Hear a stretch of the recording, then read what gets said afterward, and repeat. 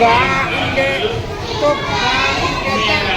ഫതഹാണ് ബൈത്തും ബാ ബൈത്തും ബാ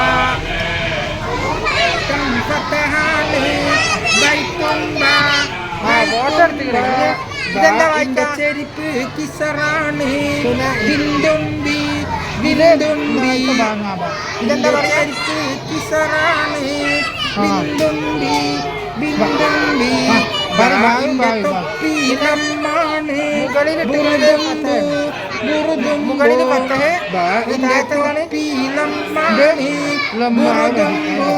ബുറുദുംബു അലിഫിന്റെ തട്ടം ഫതഹാണ് ആ ആ ആ ആ ആ ആ ആ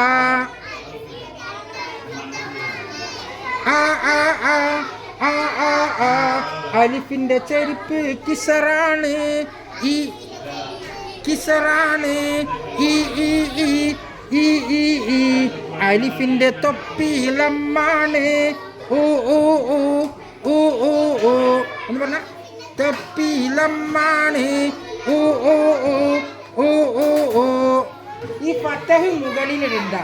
അപ്പോൾ അതെന്താണ്? അത് തട്ടം മുകളിലാണ് ഇടുക.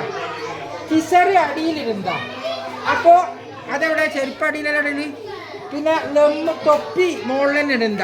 അപ്പോൾ തൊപ്പിയുണ്ട് തട്ടമുണ്ട്. തൊപ്പിയും തട്ടും മുകളിലിടുന്നത്. ചെരുപ്പടെ ഇടുന്ന അടിയിൽ കാലും ഇടുന്നത്. അതാണ് അടിയിലിടുന്നത്. ഇവ ബൈത്തും ഇപ്പം നമ്മൾ 2 അക്ഷരേ പഠിച്ചിട്ടുള്ളൂ. ഒന്ന് അലിഫ്, പിന്നെ ഒന്ന് ബാ. ആ പറയും. ആ പഠിച്ച 2 അക്ഷരങ്ങൾ പറഞ്ഞാൽ ഏതൊക്കെ പഠിച്ച 2 അക്ഷരങ്ങൾ? 2 അക്ഷരങ്ങൾ പറഞ്ഞാൽ ഏതൊക്കെയാണ് പഠിച്ച 2 അക്ഷരങ്ങൾ?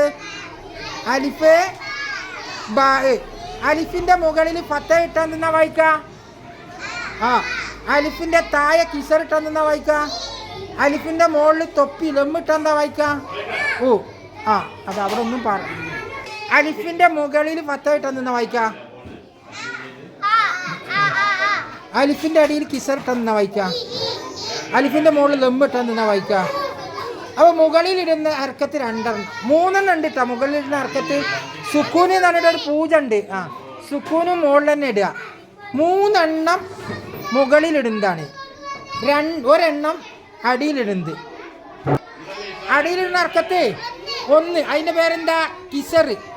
മുകളിലിടുന്ന ഹർക്കത്ത് എത്ര? 3 എണ്ണം.